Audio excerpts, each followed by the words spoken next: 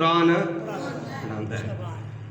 اچھا جی، ہوں پھر سوال ہے قاری صاحب، پیر صاحب ایک بندہ تے فر قرآن پڑھ دینا، حافظ صاحب نے 15-20 منٹ پارا پڑھ دینا، انہیں تو سواب بڑا ہوئے دا. تے اسی جڑے جوڑ کر کے پڑھنے ہاں.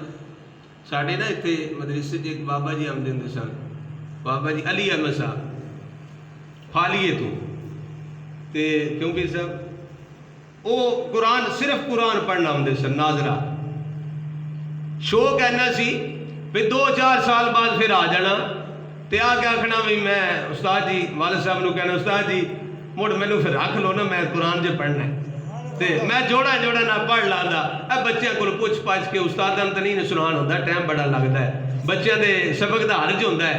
تے میں چلو اے فدا حسین کول یا عبدالعزیز کول پوچھ لے سا، یا عارف کول پوچھ لے، یا عمران کول تے یا شمس کول پوچھ کے نا تھوڑا میں پڑھ لانا، ناظر ہی پڑھ لیں. والد صاحب نے ٹھیک ہے بابا جی، وہ نے جناب جوڑ کر کے تے قرآن پڑھنا. ہوں سوال یہ آتا ہے بھائی حافظ صاحب تے 15-20 منٹ سپارہ پڑھتے سواب ہو گیا، تے جڑا بندہ اڑ کے پڑھتا ہے، اللہ دے نبی صلی اللہ علیہ وسلم نے فرمایا جڑا بندہ اڑ کے پڑھتا ہے نا، اللہ انہوں دگنا سواب عطا فرماتا ہے. فار پڑھنے والے نو تھوڑا سواب ہے، اڑنے والے نو بہت سواب ملتا ہے. اللہ اکبر کبیرہ.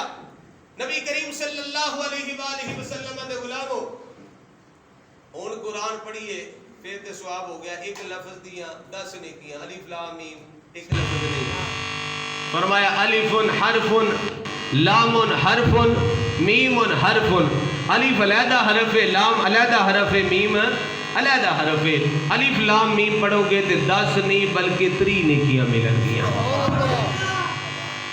اچھا جی ٹھیک ہو گیا، میرا دل ٹائم ہی ہو گیا، گل مکائیے، گرمی ہو گئی ہے. اس بات فرماؤ